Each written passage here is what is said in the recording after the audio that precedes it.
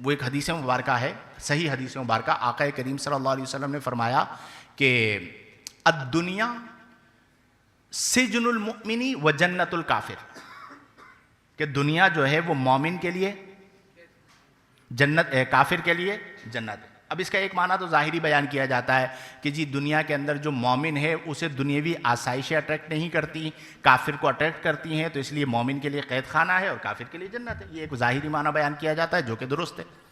یا اس اعتبار سے اس کا معنی بیان کیا جاتا ہے کہ مومن جو ہے وہ اوامر پر عمل کرتا ہے اور ممنوعات سے اپنے آپ کو بچاتا ہے، اس کے لیے ایک دائرہ ہے کہ یہ کرنا ہے اور یہ نہیں کرنا، تو اس کے لیے قید کی صورت ہو گئی کہ جی حلال کھانا ہے، حرام نہیں کھانا۔ کافر کے لیے کوئی پابندی نہیں ہے، وہ حلال و حرام کی تمیز ہی نہیں رکھتا، تو اس کے لیے جنت ہے، مومن کے لیے قید خانہ ہے۔ ایک معنی یہ ہو گیا۔ ایک معنی جو میں اس کا کل رات کو پڑھ رہا تھا وہ یہ ہے کہ یہ حدیث بھی معرفت پر دلالت کرتی ہے، کہ یہاں پر جو فرمایا کہ الدنیا سجن المؤمن، کہ دنیا مومن کے لیے قید خانہ ہے، تو اس مومن سے مراد مومن عارف ہے۔ مومن عارف کون ہوتا ہے؟ کہ جو اللہ کی معرفت حاصل کرتے کرتے کرتے کرتے ارتقائی منازل طے کرتے ہوئے اس مقام پر پہنچتا ہے کہ اسے اللہ کی معرفت حاصل ہو جاتی ہے۔ جب اسے اللہ کی معرفت حاصل ہو جاتی ہے تو پھر وہ اس دنیا کو اپنے لیے قید خانہ سمجھ رہا ہوتا ہے، اسے پھر اس دنیا کے اندر لطف نہیں آتا۔ اسے یوں سمجھیے کہ وہ پھر اس دنیا کا بندہ نہیں رہتا، وہ عالم بالا کا فرد ہو جاتا ہے۔ اس کی نگاہ، اس کی پرواز سیر اللہ بہت زیادہ بڑھ جاتی ہے، اور پھر وہ اپنے آپ کو اس قید خانے میں سمجھتا ہے کہ جلد میں یہاں سے آزاد ہوں اور میں اللہ کی معرفت کو حاصل کرتے ہوئے آخرت کی منازل میں داخل ہو جاؤں۔ تو یہ بھی معرفت کی دلیل ہے کہ جو بندہ عارف ہوگا وہ دنیا کو سب کچھ نہیں سمجھے گا۔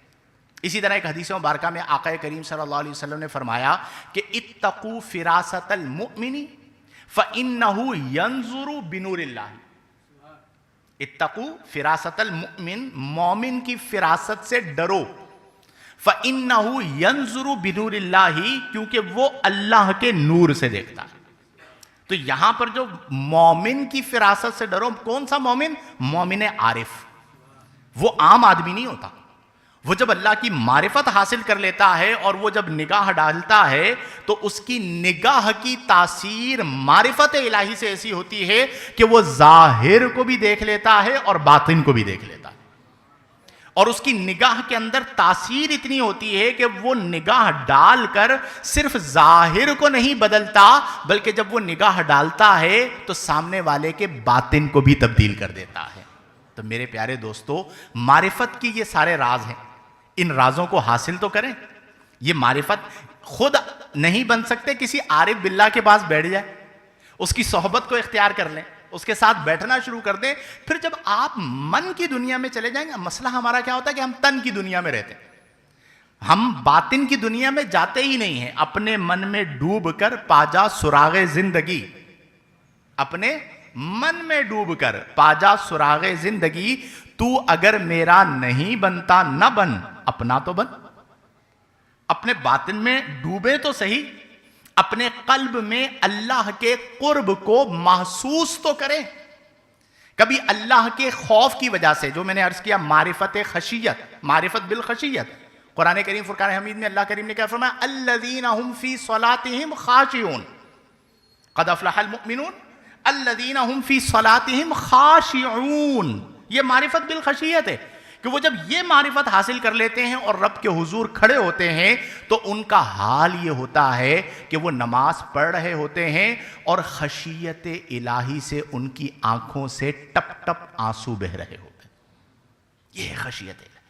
ہمارے اکابرین کی آپ سیرت کو پڑھیں، ایسا اللہ کا خوف، اللہ کا ڈر۔ اب تو ایک عرصہ ہو جاتا ہے کہ دلوں میں دل رہتا ہی نہیں ہے، ایک سخت پتھر ہو جاتا ہے، شقاوت اتنی آ جاتی ہے۔ وہ معرفت رکھتے تھے، اس معرفت کی وجہ سے خشیت آتی تھی، اور وہ اللہ تبارک و تعالیٰ کے قرب اور اللہ تعالیٰ سے تعلق کو مضبوط کیا کرتے تھے۔ میرے پیارے دوستو، آج اسی چیز کی ضرورت ہے۔ پرفتن زمانہ ہے، ہر قدم پر ایک فتنہ ہے۔ اس پرفتن زمانے میں اگر ہم اپنے آپ کو بچانا چاہتے ہیں، اپنے بچوں کو بچانا چاہتے ہیں، اپنی فیملی کو بچانا چاہتے ہیں، تو ہمیں اپنا تعلق اللہ سے مضبوط کرنا ہوگا۔ روزانہ تلاوت قرآن کریں، روزانہ کچھ دیر اللہ کا ذکر کریں، روزانہ درود پاک پڑھیں، روزانہ جہاں پر آپ کو موقع میسر ہو کسی اللہ والے کے پاس آدھے گھنٹے کے لیے بیٹھ جائیں، ان کی صحبت کو اختیار کر لیں۔ جب ان کے پاس بیٹھیں گے، ان کی صحبت کو اختیار کریں گے، تو ان کے توسط سے اللہ تعالی ہم پر بھی اپنا فضل فرمائے گا۔ اور سب سے امپورٹنٹ چیز یہ ہے العلم باللہ۔ سوال کیا تھا ان صحابی کا؟ ای الاعمال افضل، اعمال افضل کون سے ہیں؟ آقا کریم کا جواب کیا تھا؟ العلم باللہ۔ تو جب آپ علم حاصل کرتے ہیں، معرفت حاصل کرتے ہیں، تفکر کرتے ہیں، تدبر کرتے ہیں، قرآن کریم فرقان حمید میں اللہ نے فرمایا کہ لیدبروا فی آیاتہ ولیتذکر اولو الالباب، تاکہ وہ لوگ، ہم نے قرآن کو نازل فرمایا تاکہ قرآن کی آیات میں تدبر کریں، لیدبروا فی آیاتہ، تاکہ قرآن کی آیات میں تدبر کریں۔ تدبر کا معنی کیا ہوتا ہے؟ گہرائی میں سوچنا۔ وَلِيَتَذَكَّرَ أُولُو الْأَلْبَابِ، اور جو ارباب نظر و فکر ہیں وہ قرآن سے نصیحت حاصل کریں۔ تو ہم جب ترجمہ ہی نہیں پڑھیں گے، تفسیر ہی نہیں پڑھیں گے، تو ہم تفکر و تدبر کیسے کریں گے؟ اکثر کو تو عربی نہیں آتی نا، عجمی ہیں، عربی کا معنی تو پتہ ہی نہیں۔ تو ہم قرآن پڑھیں، قرآن کو سمجھ کر۔ ابھی رمضان المبارک تشریف لانے والا ہے، تو یہ سوچ لیجئے کہ میں نے اس سال ختم قرآن کرنا ہے ترجمہ و تفسیر کے ساتھ، قرآن کو سمجھ کے۔ ہمیں پتا تو ہو کہ ہمارے رب نے ہمیں پیغام کیا دیا، کیا حکم دیا جا رہا ہے۔ پھر جیسے جیسے آپ کا علم بڑھے گا ویسے ویسے آپ کی معرفت بڑھے گی۔ اور یہ یاد رکھیں کہ علم نافع کی علامت یہ ہوتی ہے کہ علم نافع میں بندے کا حال یہ ہوتا ہے کہ جتنا اس کا علم بڑھتا جاتا ہے اتنا اسے اپنے کم علم ہونے کا احساس بڑھتا جاتا ہے۔ عام طور پر کیا ہوتا ہے؟ علم بڑھتا جاتا ہے تو میں پہلے چھوٹا عالم تھا، بڑا عالم ہو گیا، اب اس سے بڑا عالم۔ نو، یہ علم نافع نہیں ہے۔ علم جتنا بڑھے گا بندے کو اپنا کم علم ہونے کا احساس اتنا بڑھے گا۔ جیسے سمندر ہے نا، اس میں جتنا نیچے جائیں اتنی گہرائی بڑھتی جاتی ہے۔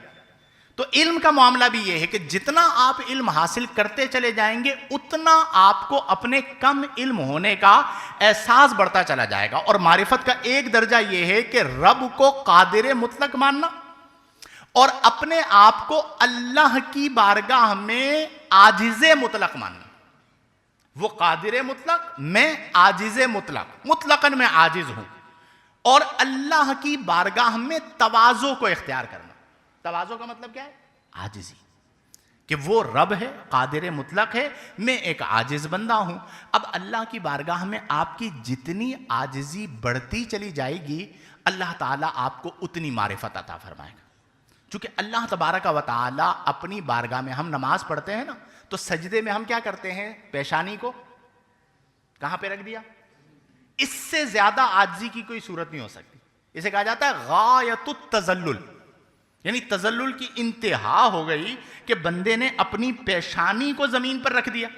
تو سجدہ کیا ہے؟ غایت التذلل ہے، کہ تذلل کی انتہا ہے کہ مولا میں نے اپنی پیشانی کو تیری بارگاہ میں رکھ دیا۔ اب وہ جو عاجزی آپ کو نماز کے ذریعے مل رہی ہے اسے غیر نماز میں قائم رکھنا۔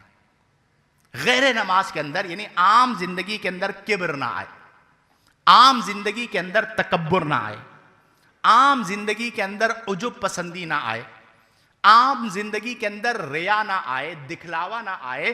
اگر یہ والی زندگی حاصل ہو جائے گی تو پھر یہ معرفت والی زندگی ہے، اور یہ مقصود کے مطابق ہے کہ وما خلقت الجن والانس الا لیعبدون، ای لیعرفون۔ لیعبدون کی تفسیر جو ہے وہ لیعرفون کے ساتھ ہے کہ اللہ فرما رہا ہے میں نے خلق کیا جن و انس کو لیعرفون، تاکہ وہ میری معرفت حاصل کریں۔